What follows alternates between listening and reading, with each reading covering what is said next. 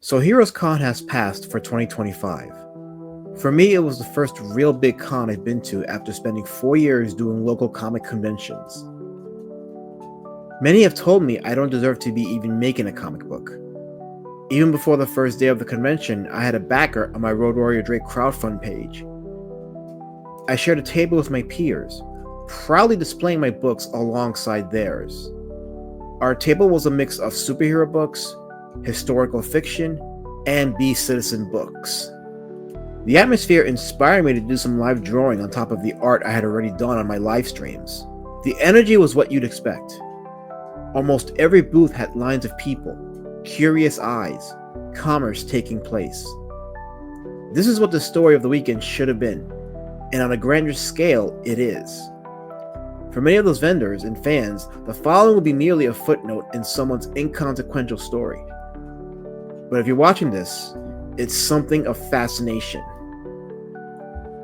You see, when we were all posting pictures of our time there, showing the display of our respective booths, the camaraderie, enjoying the hangouts after the con and networking, there were others who saw this as a bad thing? Something to mock. At its peak, Comicsgate was supposed to lead up to this.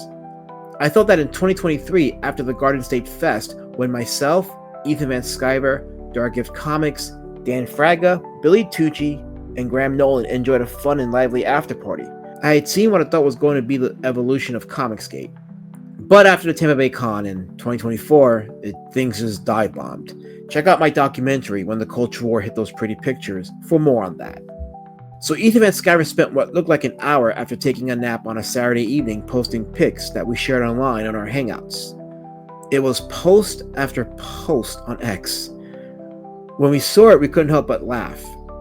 It was weird, creepy even, but it also was a stark reflection of the night and day of that event. The night was a grown man seemingly upset that a group of guys were networking, sharing their experiences with fans and customers.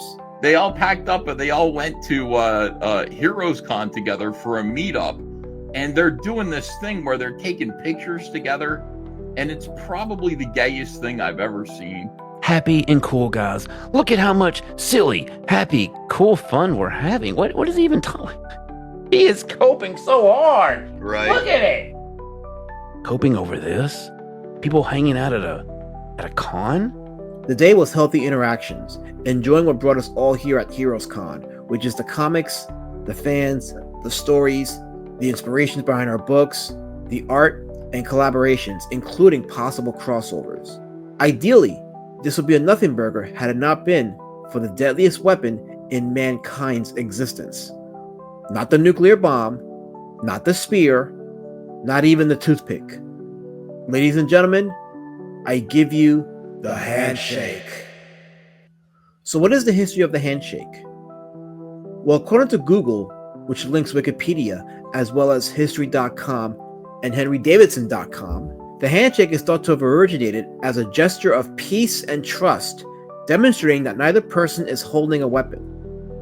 It may have also been used to seal oaths or promises, with the clasp of hands symbolizing the binding of a deal.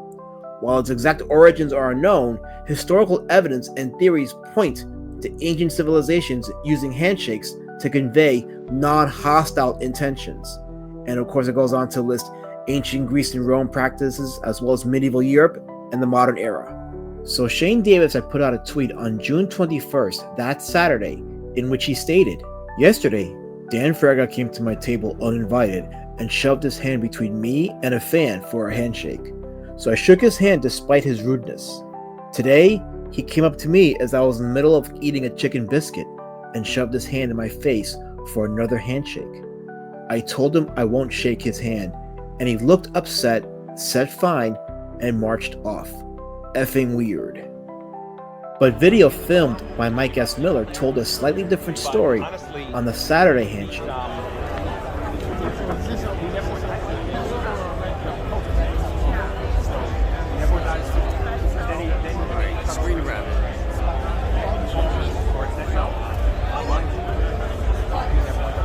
Shane not once looked up at Fraga, nor did Fraga shove his hand in Shane's face. Also, while there may have been chicken biscuits in Shane's vicinity, he was shown with his hand on his phone. Fraga was then seen smiling as he walked off, opposite of Shane's account of him marching off looking upset. This didn't stop people like John Malin escalating this into something much bigger. Get on your fucking way. We're not friendly, guys. We're not pretending to be friendly. You're there to either apologize for your poor behavior or to buy something or get the fuck out. That's what you're there for. Wait, Dan Fraga, Mike S. Miller. You're not there to fucking have a good fucking time at Shane's expense. Look, and I'll tell you guys, I've always been the one to say I'm always against this fucking, hey, let's pull up, let's meet up, let me find out where you're at, I'm going to be there. Because I feel like it's going to end with somebody getting hurt, people going to jail, or worse, someone might die. Shane's like, look, this is like Shane doesn't really have it in him to be like, you know what, Dan, go yourself, like off, man. You already came by, shook your hand. Mm-hmm. He's just sitting there, kind of like, can you leave me alone, please? Yeah. I'm trying to work and I'm trying to eat a chicken biscuit. Could you please leave me alone? Like, look at Shane's posture. Dan, what do you want? So the narrative was clear. Dan Fraga's handshake was violence and harassment to Shane. Mike S. Miller recording it was also a violation. Filming people at cons without their consent was somehow a fetish thing, according to Tom Tuttle. But there's just one problem with this narrative. A couple of weeks back, these people were saying something totally different. The Dallas Expo happened on June 1st. A certain Eric July was there to promote his comic books and engage with his fans. The same Tom Tuttle who said filming people at cons without their consent was a fetish thing said this back on May 31st. The current fiction about you're not allowed to take candid photos of the talent at Fan Expo Dallas is just that, total fiction. How do I know? Because just like Orange Saknussemm, I've done so. Eric July is a thing of nothing. So taking pictures and video of Eric July at a con was fine, but taking videos of Shane Davis is a fetish thing. Why does this matter? Because this happened at the Dallas Expo.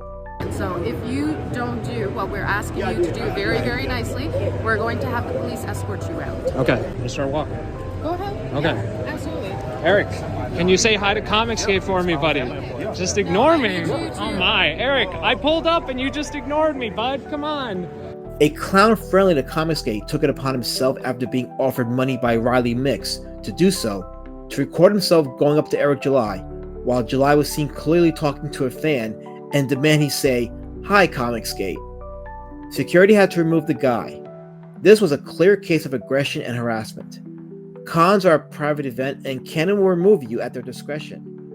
Ethan Van Sciver not only didn't denounce this, but he actually celebrated it. Listen, to handle you. He could just shout over here, just apology. I don't even need to be over there. He could just shout to me. Eric, I apologize. Eric, can I get an apology? Somebody to do something they don't want to. Clip. Oh my god, I'm gonna die. Oh god. That was the funniest thing that I have seen in a long time. That was really, really good. Congratulations. Holy cow, was that amazing. 10 out of 10. Yeah, clip. Great job. Great job, everybody involved. You created a very entertaining piece of video. And I'm very proud of everyone. Very proud of the Clip-A-Verse for that. All of you guys. The hypocrisy of the reaction of CG towards both circumstances tells the whole story and why Handshake Gate should only be mocked and laughed at. But wait! There's more! Footage recently came up from a long-deleted livestream of Shane Davis drawing a penis on a sleeping homeless man. All right, go. where are you guys going? I thought the guy was inside. He's gonna film him drawing Wasn't the the guy guy. inside? Oh, there he is. Oh, So he's he's on on the the outside. He's all covered up. Draw a dick on his back going You into should his draw it butt. on his back, yeah. Wait, This guy's gonna punch. Oh my! Oh my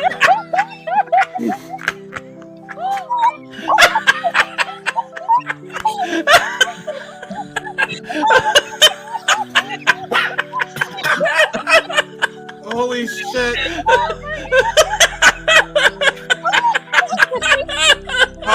the Sharpie failed, dude. I mean, I have to say, Shane is not fucking around. He's a complete stranger. He just drew on. Get him a new marker. Get a picture of it. Hold on, pull back and get a nice picture of it, guys. Zoom out. Zoom out. Shane, now get down with it and do a thumbs up. That doesn't look like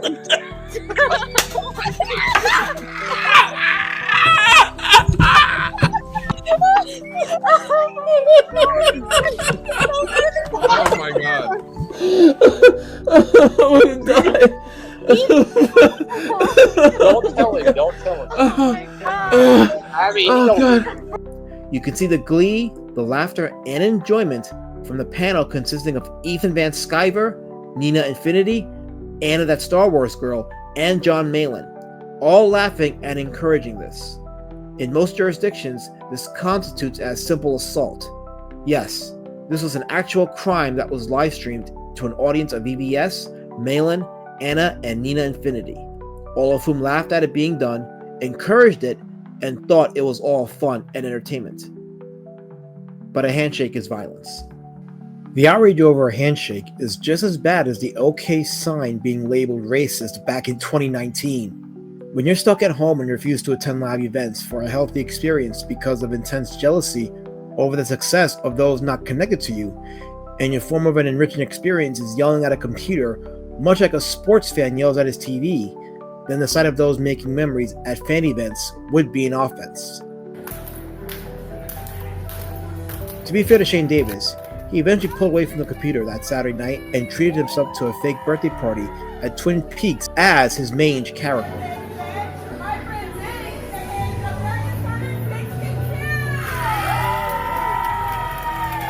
However, according to our birdie on the wall, his fellow Kings went out to dinner that night. Shane, for whatever reason, did not go with them. But the aftermath of heroescon will be felt by everyone watching. It was an aftermath I should have seen coming, but it surprised me, perhaps pleasantly so. On Monday, June 23rd, Art Bear, legendary artist and one of the CG Kings, put out a post on X with an empty fortune cookie. He wrote, "No fortune. I'm not sure what this means." John's Longbox replied, "The future of Comicsgate," to which Art Bear replied, "Indeed." This reply sent shockwaves to many, including those who would have predicted the Comicsgate Kings would pull away from EVS one by one, beginning with Dan Fraga. Tiber, however, would be immediately followed by a straightforward question from Aaron Lepresti that same day to Van Sciver on the Comicsgate King stream. You know, I don't really understand any of this because, I mean, I get why you do Trashcast because it's monetarily advantageous for you to do it. And I'm not saying that's the only reason you do it. I know you have other motivations, but when you're doing stuff like this and it's not getting you anywhere, why are you doing it? Well, I do Trashcast because Mike is, for example, Mike is doing what he's doing. And for the longest time, you turn the other cheek, but then it becomes, the lies become so overwhelming that it's like at some point you go, I'm going to open up my platform, which is fairly large, to answering these people. The overdramatization of an attempted handshake notwithstanding, there was a lot more positive that had come out of HeroesCon 2025.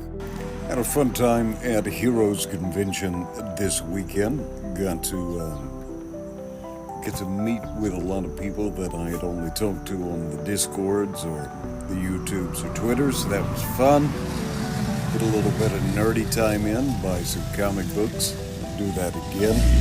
Had some good fellowship outside the convention. Took a bunch of comic book folks to a Korean barbecue. And so everyone got stuffed on tasty seasoned Korean meats. Yum. Phenomenova, been selling it at HeroesCon. If you guys still here, or if you guys came by, make sure to check it out. Phenomenova is set 20 years after World War III and follows the son of a veteran who strikes out to become a superhero. To return to form in all the comics we grew up with.